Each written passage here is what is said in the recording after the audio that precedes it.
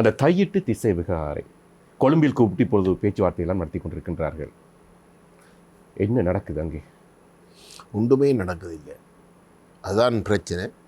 உண்மையிலே தையட்டி விவகாரத்தை இந்த அரசாங்கம் வெலை சுகமாக கையாழ்ந்திருக்கலாம். ஏனென்றால் இந்த அரசாங்கம் தெற்கிலேயே கிட்டத்தட்ட ஒரு 65-70% வாக்கை பெற்று வந்திருக்கு.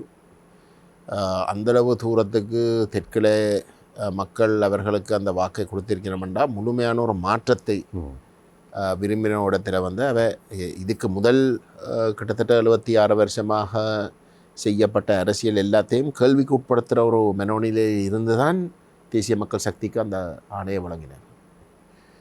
ஆகவே தமிழர்கள் தொடர்பாக இந்த தெற்கில் இதுவரைக்கும் ஆட்சியில் இருந்தவர்களுடைய அணுகுமுறையும் கூட அவர்கள் கேள்விக்கு உட்படுத்துகின்ற ஒரு நிலைமை இருந்ததாக நாங்கள் எடுத்துக்கொள்ளலாம்.